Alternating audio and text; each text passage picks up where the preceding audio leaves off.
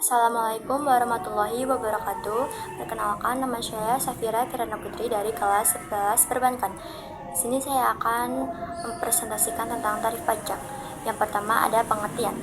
Jadi pengertian pajak yaitu pajak merupakan istilah yang berasal dari bahasa Inggris yaitu tax yang artinya pajak. Pajak merupakan pungutan iuran wajib yang harus disetorkan oleh wajib pajak kepada negara. Yang kedua ada tujuan pajak. Tujuan pajak yaitu untuk membangun fasilitas umum seperti puskesmas, rumah sakit, sekolah, dan juga untuk membiayai anggaran kesehatan yaitu seperti BPJS, dan juga membiayai pendidikan di sekolah dan kegiatan produktif lain.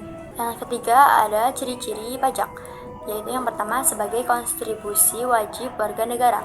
Kewajiban untuk membayar pajak berlaku untuk warga yang sudah memenuhi syarat objektif dan subjektif, yaitu warga yang memiliki penghasilan melebihi PTKP. Dan yang kedua bersifat memaksa untuk setiap warga negara. Jika sudah memenuhi kewajiban objektif dan subjektif, maka diharuskan wajib untuk membayar pajak. Jika tidak membayar pajak, maka akan kena denda administrasi atau juga bisa hukuman pidana. Ada fungsi pajak. Yang pertama ada fungsi budgeter atau fungsi anggaran, yaitu fungsi yang letaknya di sekitar publik, mengumpulkan uang pajak sebanyak-banyaknya sesuai undang-undang. Yang kedua ada fungsi reguler atau fungsi mengatur, yaitu fungsi bahwa pajak akan digunakan sebagai satu alat untuk mencapai tujuan tertentu. Yang ketiga ada fungsi demokrasi, yaitu fungsi yang salah satu penjelmaan atau wujud sistemnya seperti gotong royong. Yang keempat ada fungsi distribusi, yaitu fungsi yang lebih menekankan pada unsur pemerataan dan keadilan pada masyarakat.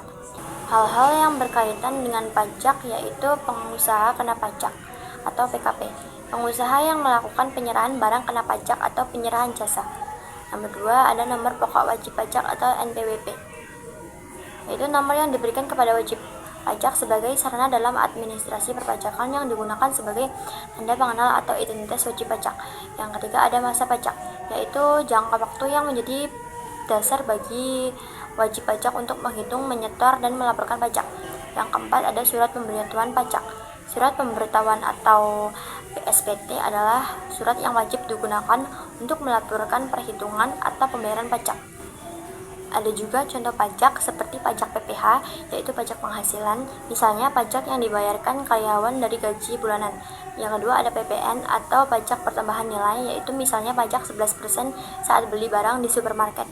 Yang ketiga ada pajak penjualan atas barang mewah, yaitu PPNBM, misalnya kita membeli barang mewah atau barang branded seperti perhiasan mahal atau mobil dari luar.